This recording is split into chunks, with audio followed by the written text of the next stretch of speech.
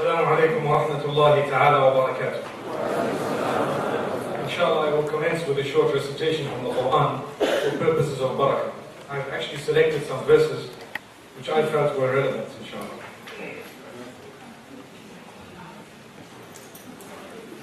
أعوذ بالله من الشيطان الرجيم بسم الله الرحمن الرحيم من ذا الذي يقرض الله قرضا حسنا فيضاعفه له وله أجر كريم يوم ترى المؤمنين والمؤمنات يسعى نورهم بين أيديهم وبأيمانهم بشراكم اليوم جنات تجري من تحتها الأنهار خالدين فيها ذلك هو الفوز العظيم يوم يقول المنافقون والمنافقات للذين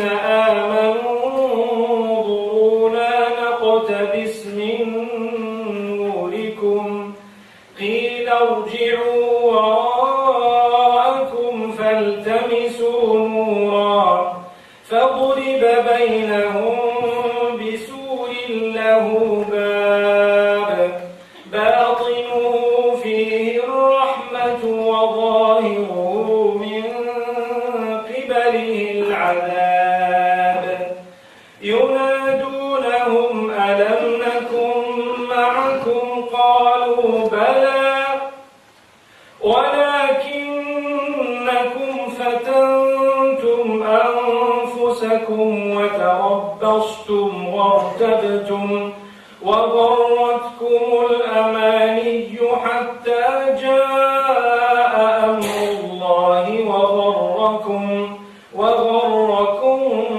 بالله الغرور فاليوم لا يؤخذ منكم فدية ولا من الذين كفروا مأواهم النار هي مولاكم وبئس المصير ألم يأن للذين آمنوا أن تخشع قلوبهم لذكر الله وما نزل من الحق ولا يكونوا كالذين أوتوا الكتاب من قبل فطال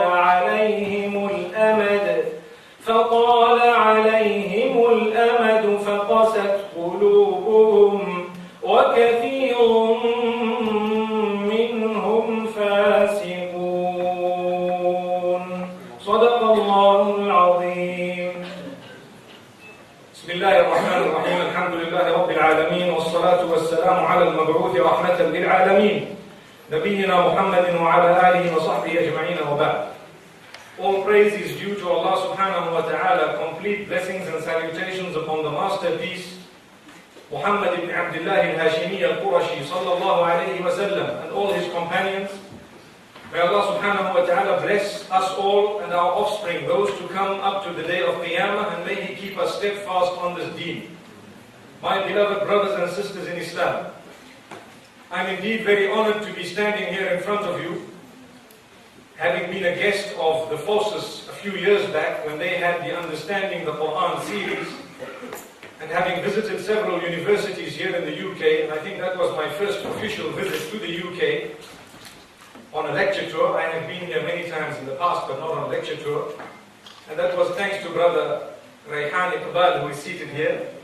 We ask Allah subhanahu wa ta'ala to open the doors of goodness. Remember, goodness is something we should be searching for, no matter where it comes from. When we find it, we should be with it. And we should not leave it, we should adopt it, put it into practice, and convey it to others.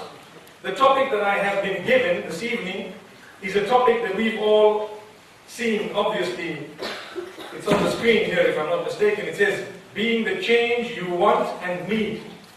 And I want to start off immediately by making a difference between a want and a need. What is more important, something you want or something you need? Can you tell me? Something you need. So if you are being a change or making a change, what is more important? Is it important to change what you want or what you need to change?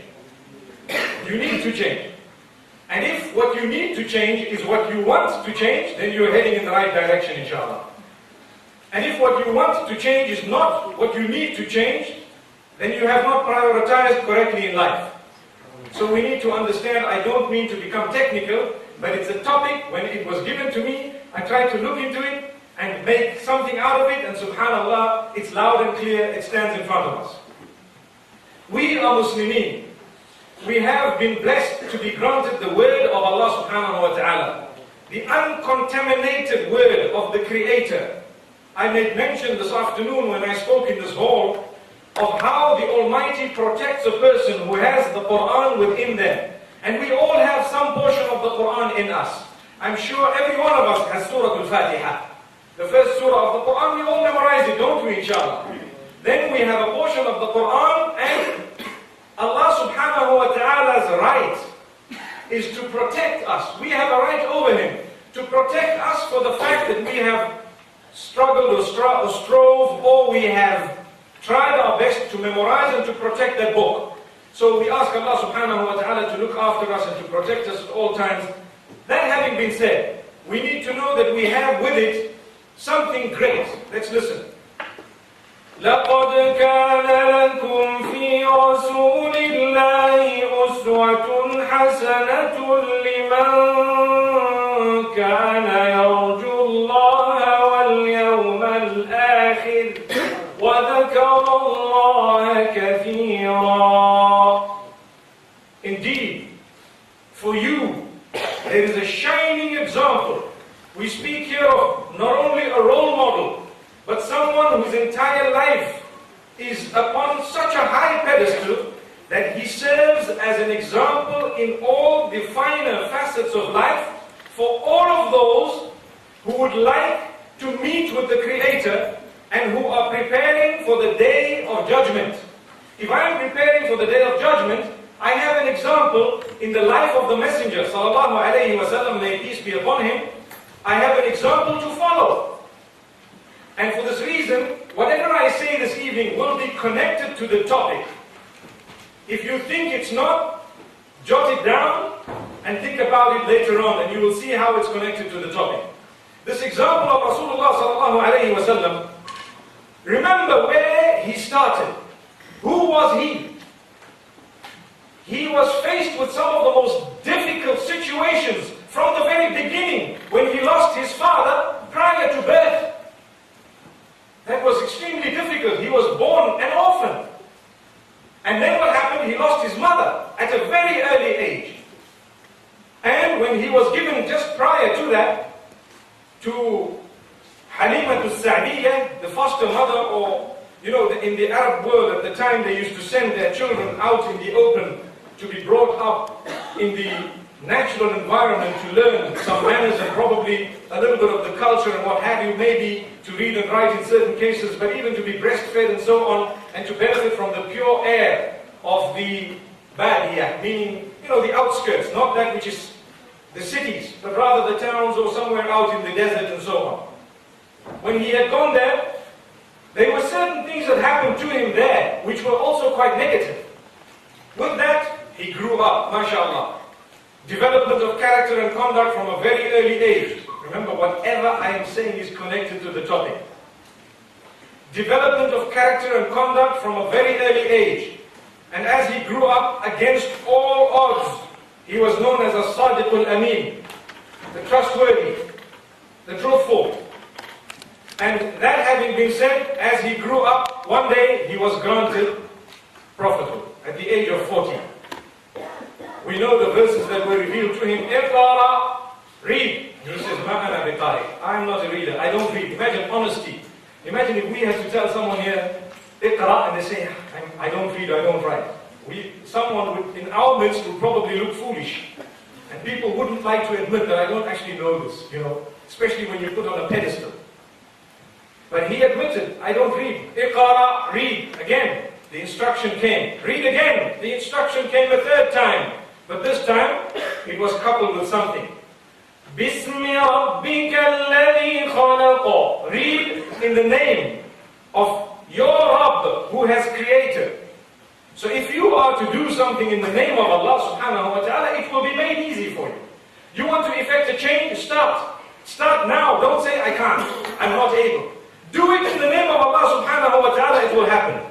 And this is what we need to learn from the beginning. Rasulullah sallallahu alayhi wa sallam, that change happened at the age of 40 in such a way that he received prophethood from Allah subhanahu wa ta'ala, and he changed completely within a few words. And Jibreel alayhi salatu wassalam, according to the narration in Sahih al-Bukhari and in many other books, he embraced the Prophet sallallahu alayhi wasallam and hugged him so tight until he felt he was being maybe strangled, or maybe he was about to lose his life, and then he was released. And that happened again, and the third time. And this was after the revelation of these verses, and thereafter he ran down the mountain and he went to his wife, Khadijah bint Khuwaylid radiyallahu anha. He went to her and he asked to be covered. He felt cold, he was shivering, he was shaking. He says, Zammiluni. I'm sure we've heard this. We should have heard it at least. And he says, cover me. And she looked, she heard the story, and she says, you know what? Kalla wallahi la yukhzika Allahu abadan. Nay, it's impossible for Allah to let you down ever, because you are a person who is upright. You have good character, you have good conduct, you have assisted the widow, you have done so much good, you have helped wherever you could, you are honest, you are trustworthy, you haven't cheated anyone. And she recited and mentioned all the good qualities of this man whom she had married. Now prior to that, the Prophet ﷺ used to watch the people of Mecca, and what he used to do is, he used to meditate and contemplate over their condition. Hey, this is very bad. These women are being traded. When a man dies and he owes somebody money, here comes the man and says, right, I need this girl, and I need that ex-wife of his. Sorry, I'm not pointing at anyone in particular, it's the stairs. It's actually the step there and the step there. I'm quite particular. Sometimes I point at the ceiling to make sure that there's nobody in particular that we're pointing at. So, he says, I need this woman and that one there. SubhanAllah. And they would be given those women as a payment for what they were owed prior to the death of that person. And this was idiotic, to say the least. It was unacceptable. It was treating a female like a commodity. And this was just a little tip of the iceberg. There were so many other things. People used to worship idols made of tamar. Tamar is dates. And when they were hungry, they said, look, please give me food, give me food. When there was no food, okay, I'm eating you. And they ate. Umar ibn Khattab says that himself. He laughs and he says, there was an occasion when I ate a god I used to worship. Why? Because the food didn't come. It's a fact. So this was the type of brain that was being underutilized or wrongly utilized. When we have intellect and it is channeled in the wrong direction, we will naturally face disaster, because we will not be able to think purely. And this is why it's very important to be in the right environment and in the right company. Inshallah, I'm going to get to that later on this evening. Bi mashi'atillah, if Allah wants. So Rasulullah sallallahu alayhi wa sallam was contemplating, considering, thinking, and he was thinking of solutions. What do I need to do? And from this I want to go to point one. Point one, firstly we need to know that every single person, more so the Muslims, but I'm not only confining my statement to the Muslims, every single person, it is nature instilled by the one who created us, that at some point in your life, whether it is for spiritual reasons or for other reasons, we will feel the need within us to change. Something will tell us, I need to do something about this. Whether it is religious, and that in the case of Muslimin is the overriding factor, something will tell you, I need to start reading my salah. The sisters, something will say, I need to dress a bit more appropriately. Something somewhere down the line will click. Some people it clicks a little bit earlier, some it clicks later, some it clicks after a disaster happens in their lives, and some they do not wait for that disaster, but the change comes from within. But every person, believe me, even the non-Muslims, there comes a time in their life when they consider Islam. Believe me, there comes a time in their life when they consider Islam and they look at it positively. For a split second, even the enemies. And I'm giving you evidence of Abu Jahl, Abu Sufyan before he accepted Islam, and the others who were the enemies of Islam, who have confirmed that they used to consider this Islam even for a split second, and something then told them not to, or told them to go forward. So that is point number one. Every one of us, human beings, is gifted by Allah subhanahu wa ta'ala. If you have the problem of procrastination in your life, where you're lazy, and you don't like to attend lessons, something within you says, hey, I better make a change. But sometimes there are certain negative things in society or around us that prohibit us from excelling in the right direction, and sometimes there are positives around us that push us towards achieving what we are meant to achieve. Now, at the time of the Prophet ﷺ, what company did he have? He had the company of good people. Prior to Nubuwwah, his friend was Abu Bakr as-Siddiq radiallahu anhu. He was a good man, and we know he was a good man. And he didn't drink, and he didn't have bad habits even before Islam, according to some of the narrations. And the Prophet ﷺ never ever mixed with those who were bad. Rather, he preferred to stay on his own. Sometimes a question might come in your mind. I know this question has crossed my mind as well, at some stage in my life. When I think, you know what? Am I right here? And everybody around me wrong? Or are they all correct and I'm wrong? Sometimes it happens, because when you decide to do something correct, it should be based on something, based on knowledge, based on fact, based on something solid, and then the determination will make you achieve it, for as long as you are not contaminated by the adverse, negative environment around you. Even if the entire globe feels what you're doing is wrong, and your own family starts with you saying, you're putting on a scarf, like the nuns that I saw in the Presbyterian church down the road there. Even if your own family tells you that, wallahi, you need to stand upright, steadfast, you need to know your goal, what you're trying to achieve, and believe me, what is right will remain correct until Qiyamah, until the last day, even if the whole globe thinks it's wrong. That's one thing we need to know. And what is wrong remains wrong up to the last day, even if the whole globe thinks otherwise. That's a fact. When we are weak, we get swallowed by people or adverse environment, whatever you want to say. We get swallowed by the negativity around us, not realizing that, wallahi, if we have based what we would like to do on solid knowledge, and we know now what we want to do, inshallah, we will be able to achieve it based on that which is solid. The minute your foundation is weak, as you're building the building, it drops. And you start again, you don't realize, you're going to go back, dig the foundation, and lay it once again, and then you start afresh. So we ask Allah subhanahu wa ta'ala to open our doors. The reason I say this is, one of the first points is, determine what you want to change. We're talking here about change. What do you want to change? I spoke about change in spirituality, but the truth is, we need to change many other things. Sometimes, and here we are in universities, and we're speaking to an audience of forces here, I think it's relevant for me to say, even in your studies, what do you want to do? Why are you here? What do you want to achieve? Remain focused and work hard to achieve it. Your parents or someone somewhere down the line is paying, in our slang, they say big bucks, for you to be here. Wallahi, it's a fact. Some people work day and night to have their sons and daughters in far-off, prestigious universities, and they're having fun there. Is it fair? So we need to know what needs to be changed. Admit it. Write it down, ponder, and this is why we have something known as meditation. In the Sharia, some people take it very far, and some people ignore it totally. I have a balanced approach, and what we say is, every day, consider your deeds. This is based on what Umar ibn al-Khattab radiallahu anhu used to say, حَاسِبُوا أَنفُسَكُمْ قَبْلَ أَن تُحَاسَبُوا وَزِنُوهَا قَبْلَ أَن تُوزَنُوا. Take account of your deeds before they will be taken account of for you. Allah is going to take account of your deeds, and naturally, when you are at a university, if you do not take account of how you are spending your time in the university, come the day of exams, and what happens? We start sweating. You know, we're all-nighters. You know what an all-nighter is?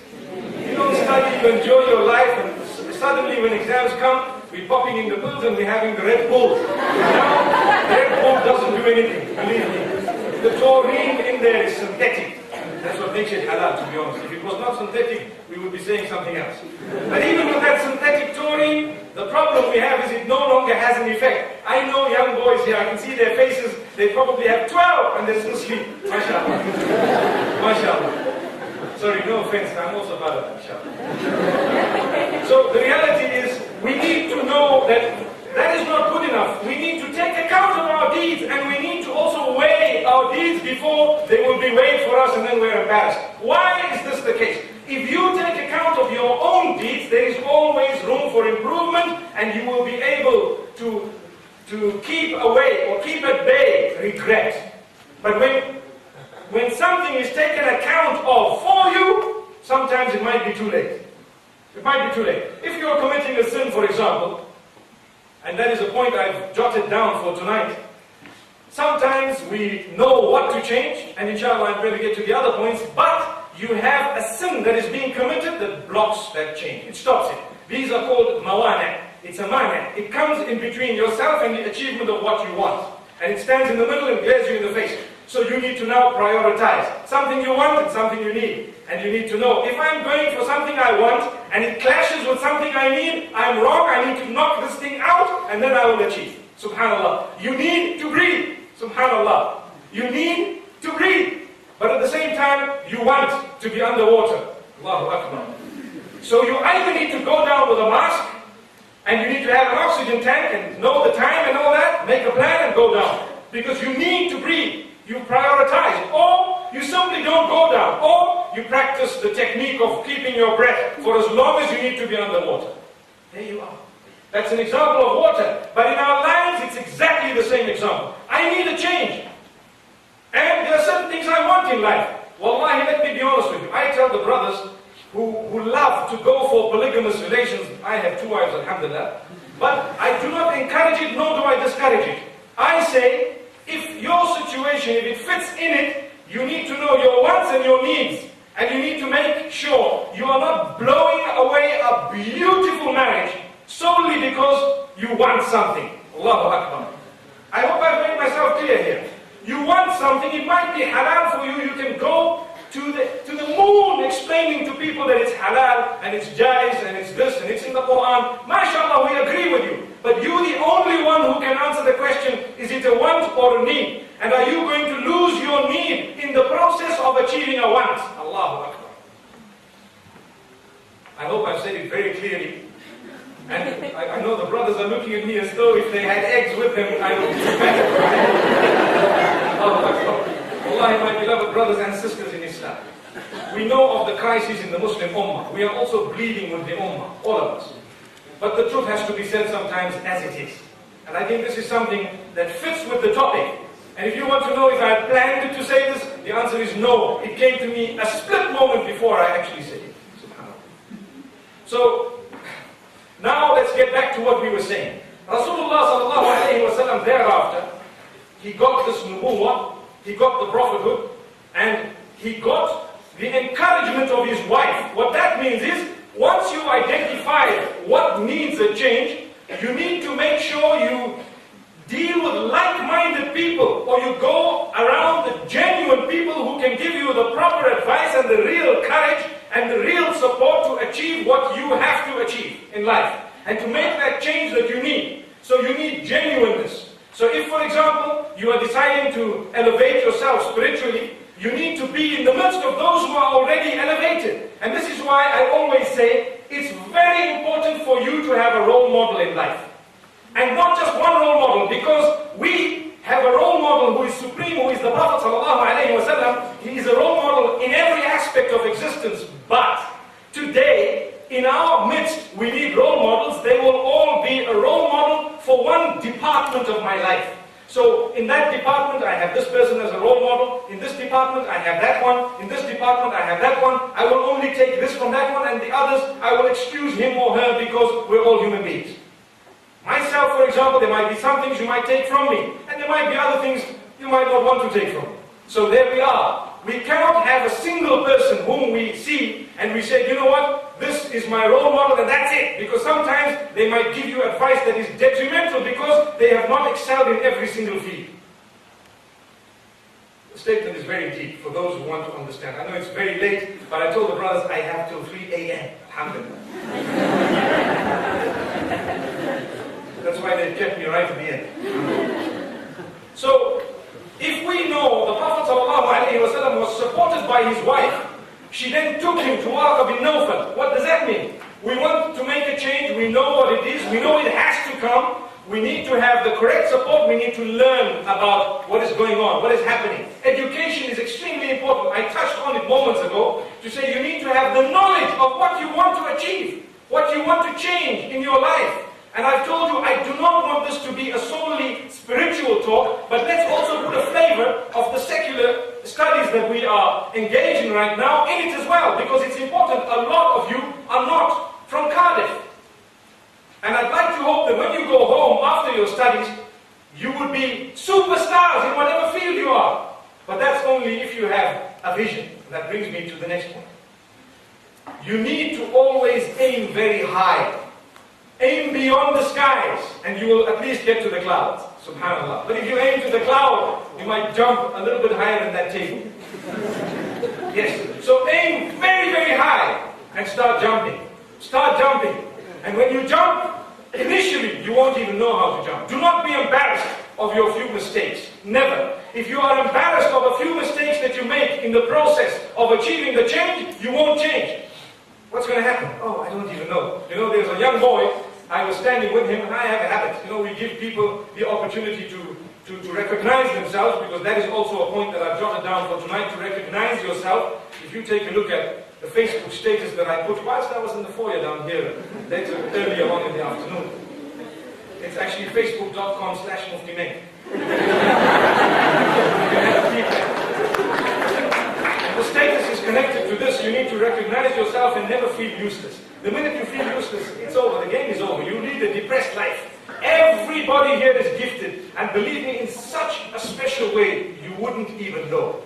But search for it. Look, how am I gifted?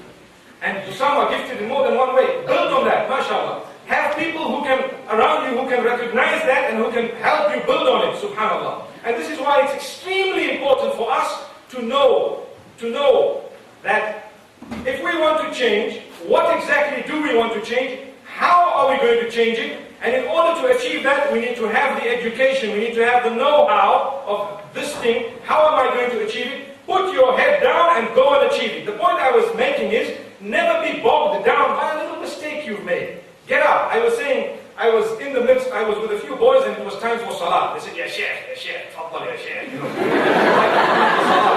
salah ya Sheikh. And I looked at one of the guys, and he had a jeans on and a t-shirt on and so on, and I said, Ya Sheikh.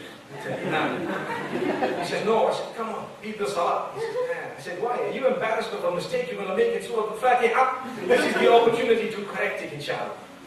And he said, it's only us, the 4 guys here, and we all know each other. You know, there's nobody to impress behind there. So he says, yeah, well, okay, not a problem. Wallahi, he led such a beautiful salah. Such a beautiful salah. And that's the day I told myself, I said, never underestimate someone. We had a singer from Pakistan called Junaid Jamshed. And to be honest with you, he said something very touching. I'm going to touch a little bit on it, and I've said it a lot of times when I speak to you, because I think it's motivational. Do not underestimate the young boy in the nightclub, because that's where I was. That's what he says. Sorry, not me.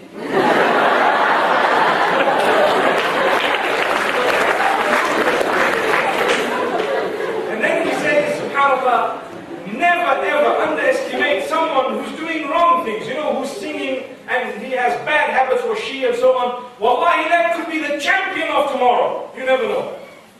You never know. And there are people who are champions today. If you had to dig into their lives, you would find that there was a time probably when they were far out of line. If people had all written them off, I don't think they would have achieved. But someone somewhere must have prodded them and nudged them. I give you another example.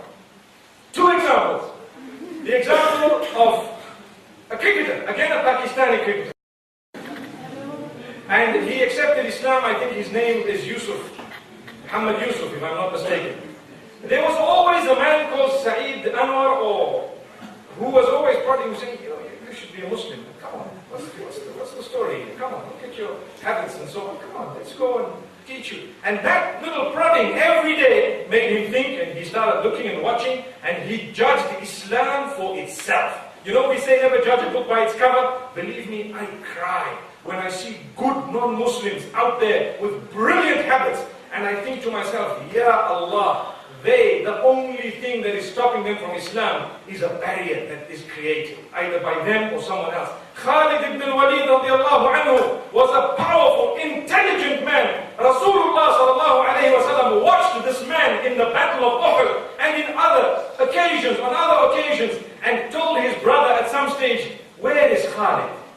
مَا مِثْلُ خَالِدٍ يَجْهَلُ الْإِسْلَامِ يَأْتِي بِهِ اللَّهُ. Allah will bring him to this deen. A man as intelligent as Khalid will not be ignorant of the power and the correctness of Islam. And believe me, a few days later, he rolls up in Madinatul Munawwara and he accepted Islam. And it's a very emotional story. I need to mention it for 60 seconds. Brothers, listen to what he says. He tells the Prophet ﷺ, I've done so much, I've killed so many Muslims, I've done this, I've done that, and this is what's happened, and that's what's happened. Now I'm going to accept Islam, people will retaliate. Rasulullah ﷺ says, Ya Khalid, inna al-Islam yajubbu ma qablah. He says, do you know Islam will delete every bad you did? Now for your information, when a person is a non-Muslim, and they accept Islam, did you ever know that the good they've done carries through? It's only the bad that gets wiped out totally. So if we say, you're starting with a clean slate, we're wrong.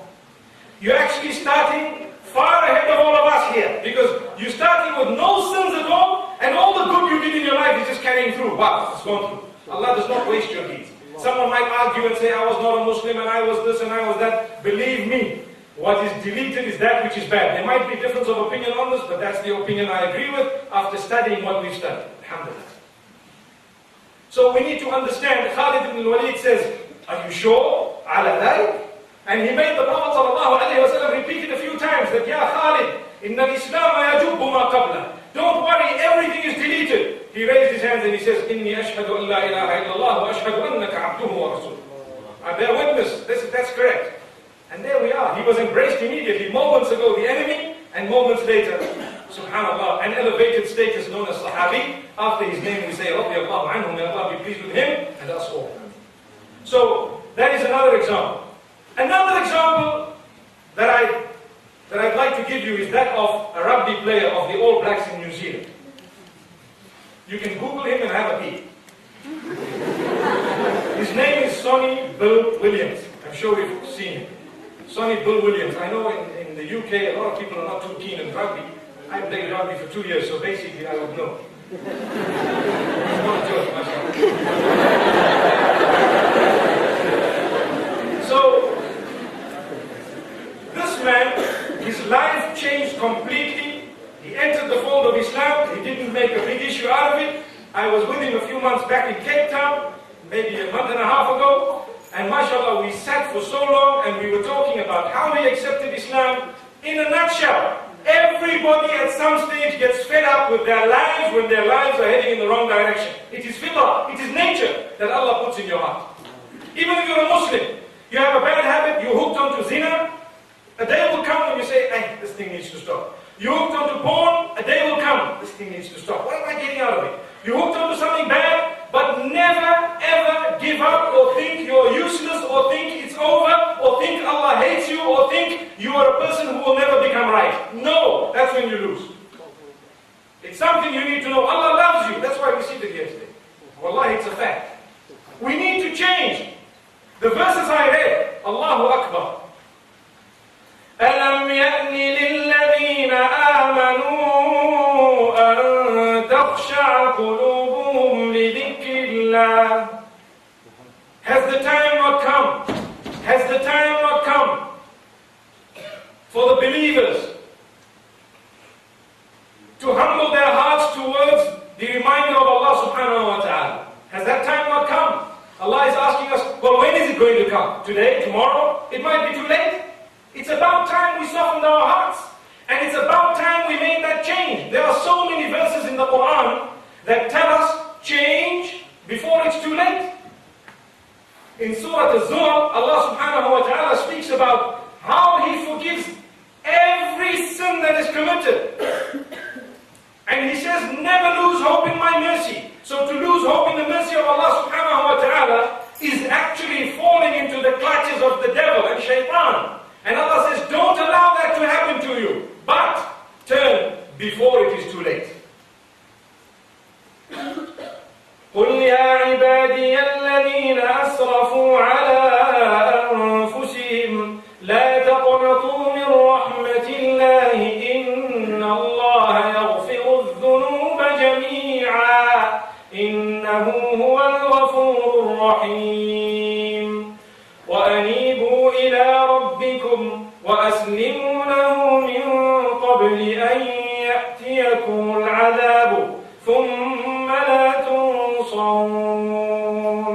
And the verse after that Allah says أن يأتيكم العذاب بغتة وأنتم لا تشعرون. O Muhammad sallallahu alayhi wa sallam, go and tell all those of my worshippers who have transgressed against themselves, never to lose hope in my mercy. I will forgive all their sins. Allah forgives all the sins, for indeed He is most forgiving, most merciful. But let them also know that they need to turn before a day comes.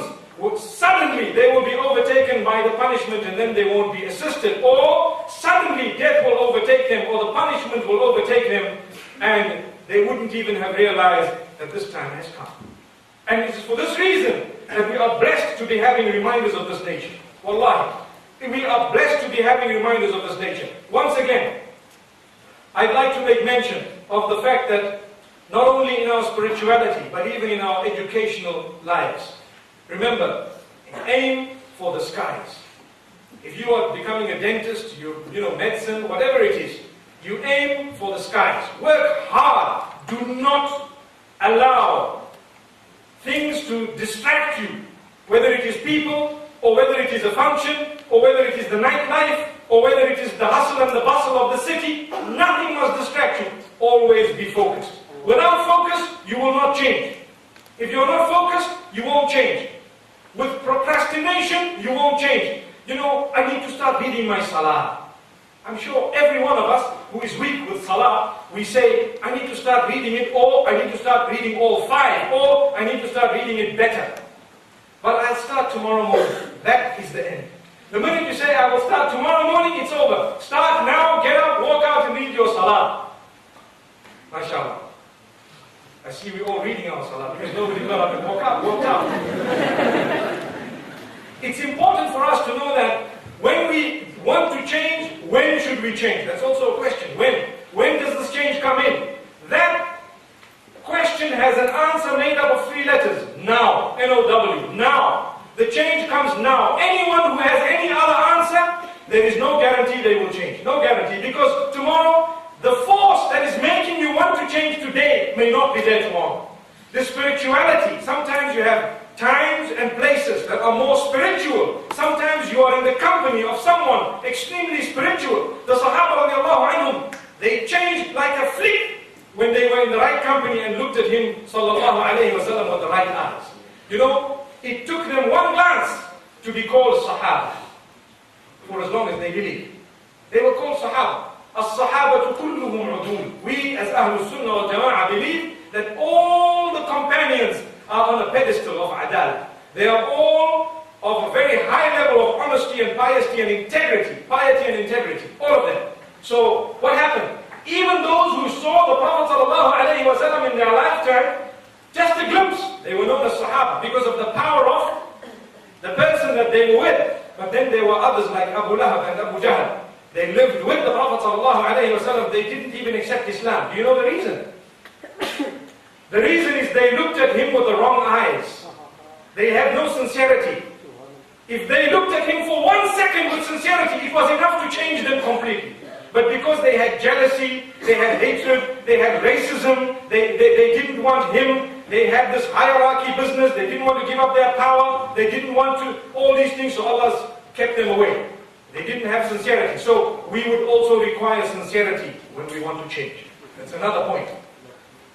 Without sincerity, the proper change will not come in. We will change for the wrong reasons. So what should we be changing for? Primarily, for the pleasure of the Almighty as Muslimin. And thereafter, to achieve something greater for the benefit of ourselves and those around us, including the non-Muslims. Including the non-Muslims. And then inshallah we will be able to change in the right direction. Why I say including the non-Muslims is because no matter what we study, whether it is religious or secular, as Muslims we are taught that it is very selfish to keep it to yourself. The Prophet ﷺ says, بَلِّغُوا عَنِّي وَلَوْ آيَةً. Convey from me even a little message, a short part of a verse that you know. Give it away. So you've learned it, you have it with you, don't keep it there. You give it to someone else, Muslim and non-Muslim. And you give it to them. The same applies. If you become, for example, a doctor, what will happen? You either come back to teach, you become a professor, or you go out to practice in the field. There will be from amongst your students or from amongst your patients, those who are non-Muslim. The way you dish out what you've learned at varsity out to them will determine their whole outlook towards Islam. And it will bring them towards that. And if it doesn't, it will at least bring forth the outlook towards whatever it was, dentistry or whatever else it was. If you were a dentist, whatever it is, sometimes if you're a very, very good person, it might motivate someone to do the same, to do what you did. And this brings me to another point. There is a stage in our lives when we need role models. Yes, every day. This one is my role model and that one and that one. And I compartmentalized it for you moments ago. But I'd like to say that there comes a stage when you are going to have to ask yourself a question. It's no longer who I want to be like. It's like, are there people who want to be like me? Yes. You now need to become a role model for others. And my dear sisters, if some of you, I'm sure you might already have some children, but the bulk of you are probably students who are not even married. The day you marry and have a child, believe me, it is a God-sent child who already looks up to you as a role model from day one. You are, in their eyes, in that initial stage, infallible. In their eyes. You are the mom. You know, on a very, very light note. They say when you look up to your dad, when you're young, that dad makes no mistakes. Nothing at all. And 10 years down the line, you hear him burp, mashallah, loud. Is that my dad? Wow. For your information, I've given the better example, mashallah.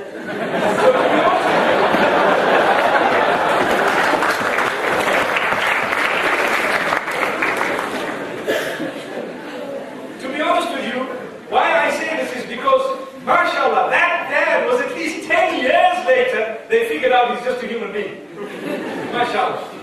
The reason I say this is how many dads are actually living like proper role models, and they have children who follow them in their cigarettes, in their ways, in their habits, and in their F's and B's. That doesn't stand for faces and books. So we need to know this, that they watch us, and they see us, and they watch the signs, and they watch the actions. Wallahi, I tell you, there is a hadith of the Prophet ﷺ speaking of salah, and he says, "Muru awladakum bis salati wa hum abna'u sab'i sinin."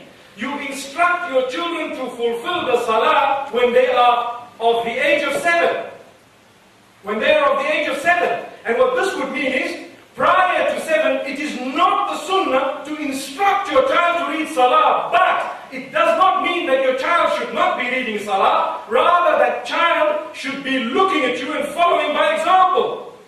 Which means, when the child is 1 year old and they see the mom going in sujood, they will fight to get into sujood. Your little daughter will fight to put on the scarf, but you've never spoken to them. "Ma'am, I need one like yours." "Dad, where's my beard?" Wallahi, I'll tell you. My son tells me, "Let's go to the shop and buy it." Wallahi, it's a fact.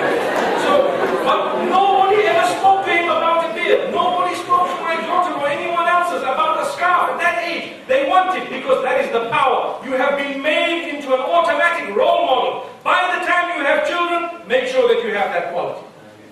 Inshallah. And this is why we say, yes, we do have role models at this stage, and we will always have role models, but there comes a time when you have to become a role model. Now, let's get to a few other points. I know I'm probably running out of time, but to be very honest with you, you are going to have to forgive me today. All these notes, to be very honest with you, will have to be excused.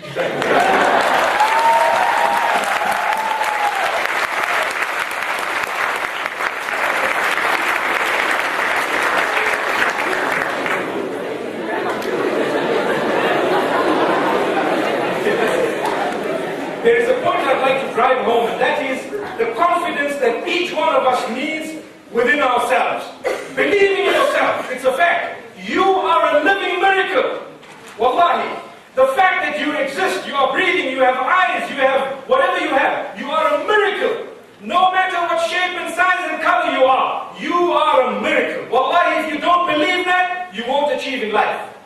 You get fed up of what you look like. Yet, there is someone somewhere down the line probably dying for you and doesn't have the guts to come and say, you're gorgeous.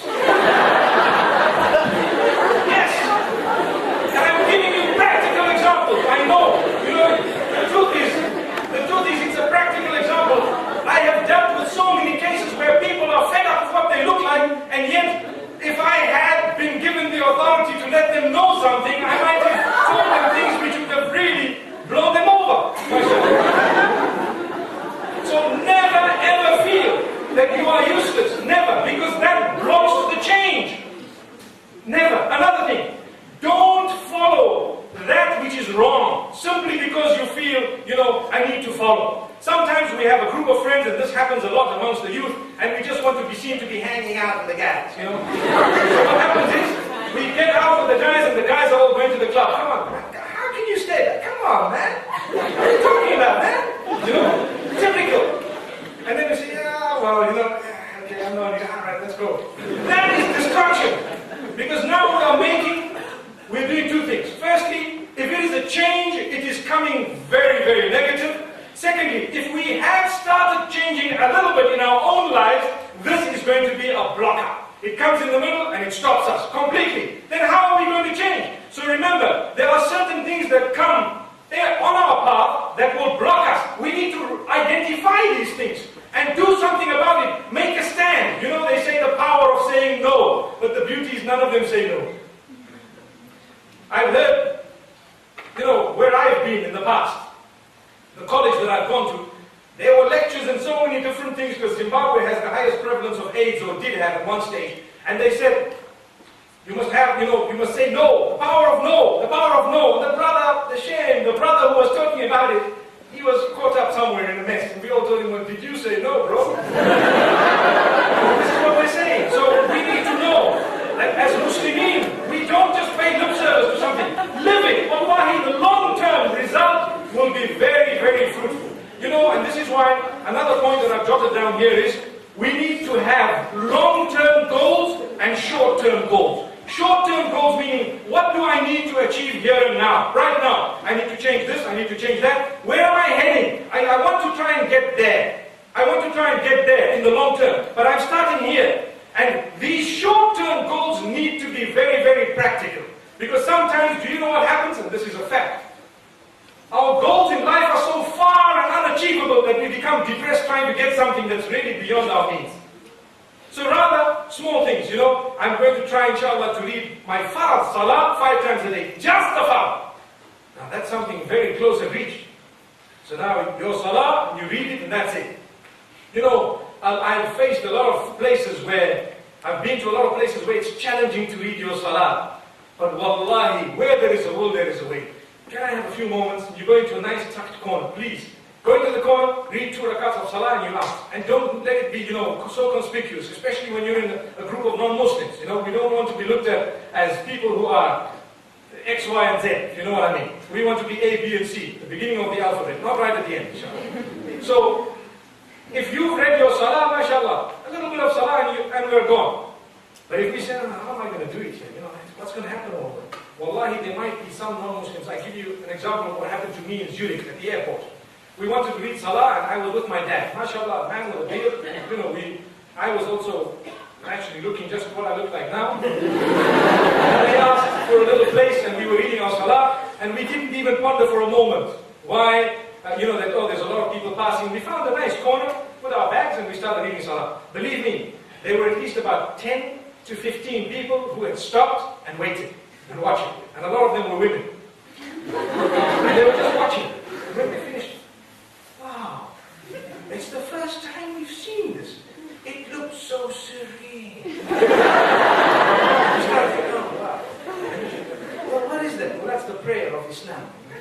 It's the only position that I could actually have got into where my brain is lower than my heart, so the oxygenated blood actually gets there so quick, so that when I get up I can think. We need to have, not just typical, it's in the Quran, we've got to read 5 times a day and that's it. Well, why they don't believe in the Quran? They have nothing to do with it, and that's such an abrupt answer. And that brings me to another point. We will not be able to achieve correct change if we haven't changed our character and conduct correctly. We need to be people, wallahi, who have good character and conduct. I have met a sister, with all due respect to sisters here, who was properly Islamically dressed, completely Islamically dressed, and her attitude let off a stench. Wallahi, to be honest with you, entering the supermarket, the attitude, wow, how she spoke to the people, no. And I looked and I said, my sister, please, you are an ambassador of Islam more than me. Whatever you say here gives the picture of Islam to all these people. If you want to change yourself and others, this is not the way. Allahu Akbar. Please. She looked at me and she knew me. She says, you're not supposed to be talking to me like this. There you are. Typical. And I went away without, I achieved whatever I wanted to, but whether it affected her there or later, I don't know. But what I mean is, it developed. We don't hate people, but we hate the actions of the people. We don't hate a drunkard, but we hate the drinking in him. If we get rid of that, mashallah, he might be a brilliant man. We don't hate a man of drugs, but we hate the drugs that he's on. Mashallah. I hope you understand what we're saying. We need to distinguish and separate between the person and the habit. Because, and I said this in a lecture, when was it? Today? Yesterday? Last night? In Brighton? I've even forgotten where I spoke and what I said. But anyway, the truth is, what I did say, we were speaking about how important it is not to hate a person solely because of their habit, but you hate their habit. Because who doesn't have a bad habit? Put up your hand. Well, maybe that hand didn't have a bad habit. So the truth is, we all have some bad habits. Some are minor and some are major. If we were taught to hate people because of their bad habits, none of us would have been here because we'd be hating each other. Common sense, logic. So when we want to change, we can change one thing at a time, or we can change a few things, but we will never be able to change absolutely everything. And this is why life is a challenge. I always say, the sisters, the brothers, as you develop in life, you come closer and closer to the Almighty, you get to know more and more, and you become higher and higher in your field secularly as well as Islamically, until you meet Allah subhanahu wa ta'ala upon the best condition. And this is what we need. So now, in order to round up, inshallah, I'd just like to mention a few points. Firstly, we need to interact a lot with the right people. Interaction is very important, and let's just not close ourselves and, cocoon ourselves into a little corner, because to air our views is very important. To say what you feel is correct on condition that you substantiate it respectfully with that which is correct. Because someone says, look, I don't agree. That is a very, very, should I say, let me try and choose a good word. It's a very stubborn statement. I don't agree. But if you mention, brother, let me tell you, if you do it this way, I think this is what will happen. And if you do it that way, possibly that's what will happen. They say, oh yeah, that's right. It's like dealing with a person who's suffering from a psychological disease, maybe schizophrenia or something. If you use the word no with them, they might pounce at you. You can't use the word no, so you use the word yes. He says, I want to kill that guy. So, yeah, good idea. but I tell you what, why don't you leave that for tomorrow morning when the sun comes out? He says, oh yes, it will be bright. brighter, you'll be able to see. We're just talking a whole lot of nonsense. We want to buy time. Now, by the time he said, yeah, because you're on his side. See? Now, when you're on his side, and I'm speaking facts, this is how you operate with these type of people. Between now and tomorrow, you've got a mission to convince him not to do it. But without using the word no. So then you've got to go to him and say, you know what? If anything goes wrong, it's going to be really disastrous. So why don't we just try and talk to him and get him onto our side? He'll be our man. He will? Yeah, he will. Okay, let's go and do it. The reason I give this example is because there was a stage when I had to tell a number of school teachers, and sometimes even spouses, you know, wife comes complaining about the husband, and I say, you're a doctor. You deal with patients. You have so much patience. They pay you to be patient with them. Treat him like a patient, mashallah, everything will be well. You know, you're ready to spoon feed the patients and write for them, do this at home and do that. Well, your husband back at home. Obviously, this is an example on a lighter note, but sometimes you've got to give these examples for people to think. We're ready to do things for some, that wallahi, if we had to do those things to the right people, our lives would really blossom. The example of an air hostess. You know, once, several years back, there was this woman who had such a broad smile and she presented the food in front of us. And I looked, I said, I wonder if she gives her husband the same smile. Wallahi, it's a fact. So, if she had shown out of 32 teeth, even 16 to him at all, the problem would have been solved. But we don't think of it sometimes that way because we've never looked and identified at the changes we need to make in our lives. We look at what we want to make, and we don't look at what we need to make. Inshallah, there are certain things that we need to prioritize. And this is why I say, my beloved brothers and sisters, what is of utmost importance is to change the way. And when I say to change, I'm talking of positive change. We never talk of negative change. To change the way we've been treating our parents, our siblings, our children, our spouses, to start. يا أيها الذين آمنوا قوا أنفسكم وأهليكم نارا. O you who believe, save yourselves and your family members from the fire. The reason I read this verse is to show you where the circle commences. Many of us are so good with others outside that come home, mom means nothing. Phone her this evening. Tell her, mashallah, we had a good talk. Wallahi. Tell her how much you love her. It is an ibadah. It's an act of worship as Muslimin. We haven't done that. We think, oh, mom, she gave birth to me and now I'm a big boy. I'm a big boy. What's that all for? It's a fact. That's how we think. And then sometimes our spouses, I know of people and men, I know of men, subhanallah, who are so good to the ladies. I said, sorry, you dropped that. Can I carry it? And go home and say, made me a cup, that's it. What's that? So we are so good to where we're not, I'm not saying we're meant to be good, but we've changed what we want to change, but we haven't changed what we need to change. There we are. And the same applies to our children. Sometimes we're so good with other people's children, and come to our kids, we're busy reprimanding them in an unacceptable manner. It happens. And this is why I had to make mention of our parents, our siblings meaning brothers and sisters. Wallahi, it's not worth keeping that little rivalry that was there from the young age. No, cut it. Phone them and say, you know what? I don't want to tell you anything. I just want to say, I love you. You're a part of me. Salaam alaikum. Wallahi, that's a change. That's how you start the change. It will make them think they might not sleep that night. Wallahi, it's a fact. What happened? They dialed you back at 3 in the morning. Was that you? I'm trying to give you some practical lessons to show you how a change starts. And never ever let your pride stop you from changing. Sometimes the change is waiting. You know, like the signs of Qiyamah, I was speaking about the signs of Qiyamah on a program on Channel Islam a few days ago. And I spoke about how the hadith of the Prophet ﷺ, he says there is like a string with all these, you know, like a necklace. And as it's broken, everything comes down. Everything comes down. MashaAllah. One after the other, all the beads drop. Sometimes we need to know that our chain of change is sealed. You need to open it up and let it drop out. And sometimes that is just because we were too proud to say, I'm sorry. It was my mistake. It was my mistake, I'm sorry. Even if it wasn't my mistake, what am I losing by saying, you know what, I'm sorry. I apologize. I really am sorry. Because we cannot continue in life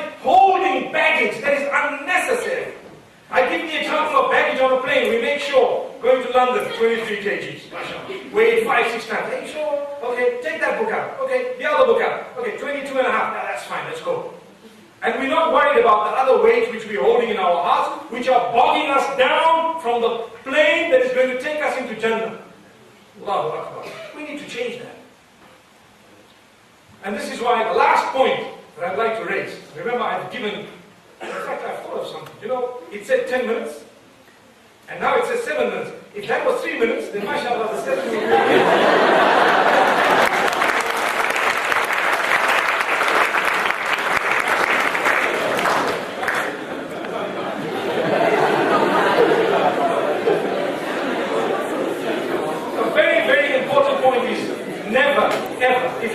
change, if you want to effect the proper changes in your life, never ever feel bad when you are corrected. Never. Not in the least. If you are a person who feels bad when you are corrected, you will not be able to improve yourself. It's out of a question. You know, I teach Quran, I teach a few subjects, and sometimes you have a student who can read very well, mashallah, and you correct him. And he looks at you and he growls. And I think to myself, well, that is why what I said this afternoon is so valid. Al-ilmu bahrun la sahila lah. Knowledge is an ocean that has no coast. The minute you think you've arrived at a coast, what you have is something besides knowledge. It's something else. You need to continue swimming and swimming and swimming until infinity. Never ending. So that's why it's important never ever to feel bad when you're corrected. And we ask Allah subhanahu wa ta'ala to make us from those who can, be corrected. Look at Ibrahim alayhi salatu wasalam. He tells his own father, Ya abati, inni qad ja'ani min al-ilmi ma lam ya'tik, fattabi'ni ahdika siratan sawiyya. Oh my father, you're a big man, a big businessman. You're selling all these idols and making a fool of all the people. Oh my father, knowledge has come to me that did not come to you, so follow me and I will lead you to the right path. Had the father done that, wallahi, he would have been led to the right path. But he says, hey, أَرَاغِبٌ أَنْتَ عَنْ آلِهَتِي Ibrahim, are you turning away from my gods here? Oh Ibrahim, لَإِن لَمْ تَنْتَهِ لَأَرْجُمَنَّكَ وَاهْجُرْنِي مَلِيًّا. Allahu Akbar. The father tells his son, if you don't stop this, I'm going to stone you. I'm going to stone you. Imagine, did that stop the son? No, it didn't. And this also raises the point of not giving up. You will find obstacles in the path. As I said, there are sins in the path that block us. There are friends who are useless who block us. There are sometimes the environment around us blocks us. Sometimes our habits block us from change. So remember, your friends need a change sometimes, and sometimes all of them. Your habits need a change, your environment might need a change, and many other factors. But inshallah, what I've done this evening, it's just a motivational talk. It's only to create a motivation. I cannot impart to you knowledge that will be broad-based in one little session, but I can always just create the thirst within you to go and think deeper and to ponder over what has been said, because each one of us has a brain that is a miracle in itself that we need to think, inshallah, and we need to build with that, inshallah. At some stage, I hope and I pray that I can actually end this topic, or I can actually mention whatever I had jotted down this evening. I was sitting with one of my cousins here, and I was telling him, you know what, let me try and put an order. Because I'm sitting with university students, I don't normally like to have something in writing, but sometimes when your time is limited, when you're speaking to people who are all going to bombard you with questions, then you need to have something in order. So inshallah, I hope I've said that which will motivate myself and yourselves to become better people. The idea is to change. And when do we need to change? Now, inshallah. Jazāk Allāhu Khayran. Wa sallallahu wa sallam wa baraka ala